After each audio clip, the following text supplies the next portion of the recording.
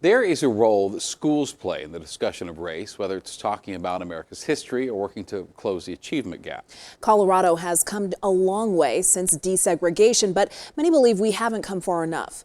Denver 7's Megan Lopez goes 360 to show us the role race plays in schools and the role schools play in teaching students about race. Inside Dr. Martin Luther King Jr. Early College, the halls are empty. First COVID-19, then summer break left this school vacant.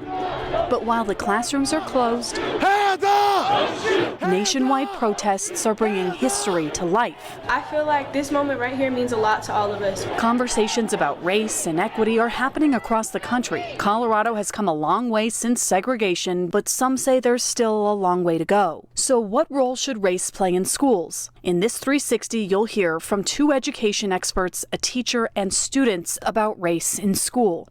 First, a history lesson. Black and white students were sent to separate schools until 1954, when the Supreme Court ruled that segregation was unconstitutional in Brown versus Board of Education. I was amongst the first to integrate schools in my neighborhood. Despite this, Denver's classrooms were still largely separate due to school zoning boundaries and neighborhood makeups. Housing covenants that essentially segregated the city. But a 1973 Supreme Court ruling found Denver had, quote, intentionally created and maintained segregated schools. To fix that, the district began busing students to different areas to promote diversity. From first grade to sixth grade, I was bused from the Five Points neighborhood, the Whittier neighborhood, all the way to Hilltop. The busing set in, there was white flight to the suburbs, and it became increasingly more difficult to integrate the schools because the white population was leaving. The busing ended in 1995. Things haven't changed much. Dr. Sharon Bailey has spent years fighting for equity in education. She was on the school board in 1995. The disparities have continued, and they've been very persistent. All these years later, but the work still continues. Dr. Bailey put together a report on race in schools and serves as the DPS manager of diversity, equity, and inclusion. She says the racial divide still exists and is growing. Many of our Black and brown families, because of housing unaffordability, have moved out of Denver. I don't know if we can ever return to an era where we can desegregate schools in neighborhoods. Inside the schools themselves, race plays a role in school at every single level of a child's life. Some believe race plays a role in punishment. I was suspended very, very often, and I was misunderstood.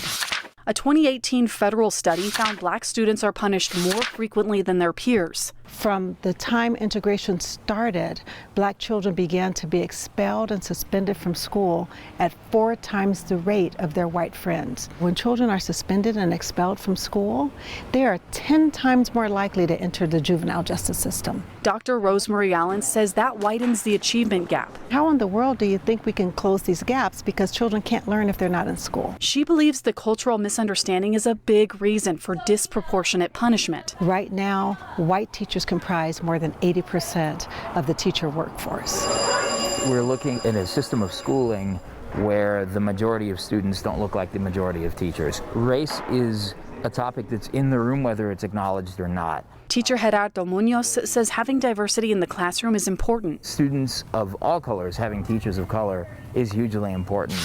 Another 2018 study found that students who have had at least one same-race teacher are 13% more likely to enroll in college. But Munoz believes the higher education system is holding would-be teachers back. I think there's a real pipeline problem when it comes to education. The prep programs are simply not set up for people who are not middle-class white folks.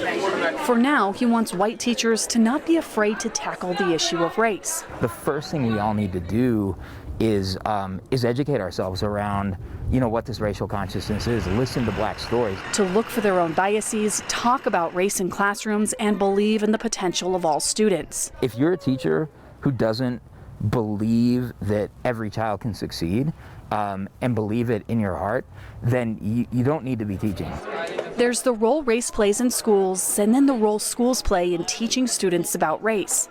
It wasn't until a field trip to Washington, D.C. We Went to the African American History Museum, and that was huge. That students from Dr. Martin Luther King Jr. Early College say they truly learned about their history. I could not name any Black historical figures other than the ones that are constantly talked about. Now they're trying to bring that education back to their school. Like, our history's not in our classrooms. You really can't have white history without Black history. Students need to know way more than just the same textbooks we've been studying for the past decades. All you read about is slavery and the main big people who were minorities. Like MLK or Rosa Parks or Harriet Tubman. And that's all you hear about. You don't hear about how Black people were kings and queens. They want Black history lessons to be more encompassing and mandatory so that everyone can appreciate diversity and those who overcame adversity. If my ancestors can make it through 400 years of slavery, then I can make it through a 54-minute class, and that goes for all my peers too.